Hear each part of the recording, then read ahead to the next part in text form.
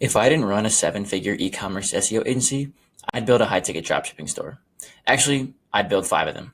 And since I can't succumb to shiny object syndrome, I'm going to share the 5 best high-ticket SEO dropshipping niches I've ever found and my 5-step system for identifying these primed industries. So let's get to it. Okay, before we actually get into the 5 niches that I think are the most profitable for e-commerce SEO, I want to first break down the 5-step framework I use to go find these niches and how you can reverse engineer this framework to go find 10, 20 more of your own. All right. So first and foremost, has to be high ticket. Okay.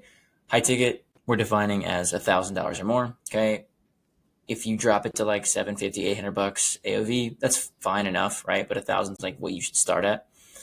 If you can get into like the 5 to 10 figure range per sale or even for AOV, you're going to be immensely successful. Okay. You do not want to have to sell 10,000 products that cost $10 each. You want to sell 100 products that cost $1,000 each. Okay. If you have to sell 10,000 products to make $100,000, okay, that means you're competing on keywords that are way out of your depth, and you're going to be competing against enormous brands that are just going to crush you in search. Okay. You need to find a very niche product and sell 100 of them and make your $100,000. Simple as that. Okay. The only exception I will give you to this, to drop your high ticket kind of tag, is if you find a recurring product or subscription with a stupid high LTV. Okay. This is going to be largely in like the cosmetic space, anything that's like habitual in nature. Okay. Cosmetics and consumables. I think consumables is great. And I'm not talking like food. I'm not talking like traditional D2C food and beverage stuff. I'm talking like alcohol and cigarettes, like playing on people's vices to boost your MRR. MRR is like not a common word in e-commerce, but if you were selling like alcohol gift packs or like cigars of the month or something like that, and you're just like drop shipping from other brands, you're going to crush because people's vices are typically lifetime vices. So you will have that client for years to come. Okay. So that is like the one exception where you can drop your high ticket kind of, tag, let's say, right? You can't sell like a cigar of the month for, $1,000. Maybe you could, if you get enough good cigars together. You could probably sell for like 200, 300, 400 bucks a month, and that'd be good. But again, your lifetime value on that customer is going to be like well into the thousands. So that's kind of the one exception here. Next up is specialty over commodity. Okay. There are tons of people trying to sell saunas and hot tubs right now, and ice baths too. Like that had its moment. I'm pretty sure like we have reached near TAM on ice baths. Hot tubs probably as well. I think saunas still have quite a way to go because like people are getting into those for longevity. But if you're in dropshipping, I guarantee you can name 3 to 5 people right now that sell saunas, hot tubs, or ice baths off the top of your head. Guaranteed. So that's a pretty saturated market. Doesn't mean it can't be won. I'm just saying like you should be looking a little bit more niche. Okay. There are, contrary to saunas and hot tubs, there are very few people selling things like solar powered mini splits, hybrid inverters, kind of like off the grid equipment, things like that. Okay. Your riches will be in the niches, right? Again, you want to remember you want to sell like a couple hundred products, not a couple thousand, right? This is how you're going to make your money. You want to find a industry niche, a keyword, whatever, where there were fewer brands competing and all of them are super old. Okay.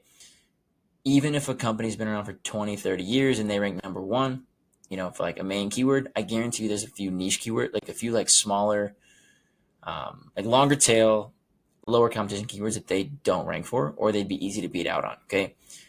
Even if a company's been around for 20, 30 years, you don't have to beat them.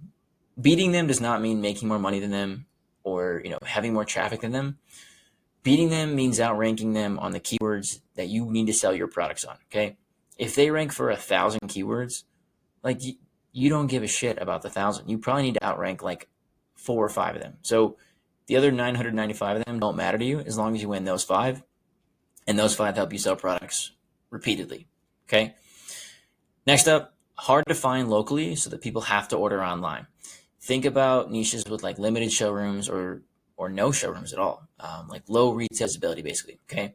Hot tubs, as I mentioned, pretty decent retail visibility, like anything with pools as well. You could sell pool equipment. That's like a decent one. Cause like you don't really need a showroom for that kind of stuff. Camping gear is not bad. REI, I guess you'd call it showroom, but like it's not a terrible niche. But think like more highly technical things that are not like readily available in a retail store, whether it's a big box store or even like a specialized retail store, like a pool store. Okay. Something like, you know, off grid, off road equipment, or, things like AC, like, heating and air parts, all that kind of stuff. No retail presence. Okay. Like that is the stuff people are going to buy online for a very like hefty sum. Okay. Last step here, it would be in your best interest and most ideal if you can find an exact match or near match domain. Best case is exact match. It's going to make your SEO life a lot easier. You can be half competent at SEO with an exact match domain and rank number one. So it's a good thing to find it. If you can't find an exact match domain, near match is second best. Third best would be kind of this alternative route, which is to find an exact match domain plus or exact match plus location domain. So something like, one of the examples I want to talk about is like a under counter wine rack. Like that's one of the niches I'm going to talk about that I found is a good one. Okay. So if you could find something like under counter wine racks, chicago.com, just buy that domain, then redirect it to a location page, like a location based landing page on your site that is optimized for under counter wine racks, Chicago, or like under counter wine coolers, Chicago. Right? So basically you can find like all these different locations and like people are searching for a showroom. You won't have one. However, you'll have a location page that meets their demands and you'll have an exact match domain redirecting right into that page, which will be beneficial to you. Okay. Bonus here is you can spin up a fake GMB. If you look hard enough online, different forums, you can find people that will do it for you. It's obviously not a real brick and mortar company that you could get like a small office and pay like a couple $100 a month in rent if you wanted to go like really specific on it. But like I said, it wouldn't be a real brick and mortar. Google, as far as they're concerned, you'd be a legit company, but you obviously wouldn't have a showroom. Okay. But you could sell online very, very, very well. Okay. So those are the 5 steps. If you can find one that meets all of them, great. If you can find one that meets 3 or 4 of them, also great. Honestly, if you could probably look hard enough and find some that meets like 1 or 2 and you'd be good. Okay. But ideally, if you find one that meets like 4 or 5 of these components, you're going to be in really good shape. Okay. Now, getting into the best dropshipping SEO niches I found these in 30 minutes of research. Okay. So I know there's more out there. I used kind of ChatGPT to help me kind of come up with some ideas. And then I did the keyword research myself to find some easy ones with a good volume and low competition. And again, high ticket. All right. So alcohol, wine, and spirit accessories, again, playing on people's vices. It's like under counter wine cooler. I'm just going to pull up SEMrush here. 2,900 searches per month, 5,300 globally. Keyword difficulty according to SEMrush is 24. Pretty good. You can't always go by SEMrush's keyword difficulty, but just to verify it here, Alavino, number 1 result, has 1 referring domain, 2 backlinks. Okay. Number 2, Wine Coolers Empire, 3 referring domains, 3 backlinks. You build all your foundational links, you build good collections that are optimized, you build sub collections, you build internal links, maybe some blog content. Your site is like decently technically sound and your product pages don't use manufacturer descriptions and they look kind of nice. All those things happen. You are like less than 5 links away to this page, to your collection page to outrank these top 2 brands for under counter wine cooler. Okay. By all accounts, this is like a pretty fucking easy SEO win. Like if I had a client doing this, we would have them number 1 in a matter of like weeks. Okay. Home Depot as well. Like obviously they have 28 referring domains to this page, 74 backlinks. However, this page is not optimized for under counter wine cooler. As you can see, it's pretty much built and optimized for all of their wine coolers. So creating a unique page that's tailored specifically to under counter wine coolers plus a few targeted backlinks will get you into the number 1 or 2 spot. Okay. You're in the number 1, 2 spot. You're going to be really profitable. You counter this with like meta retargeting ads and Google remarketing ads. You're going to get a lot of sales. Okay. Next up here, niche specific furniture. Okay. Furniture is not a good one. Like they have a lot of showrooms. However, if you find like a niche furniture,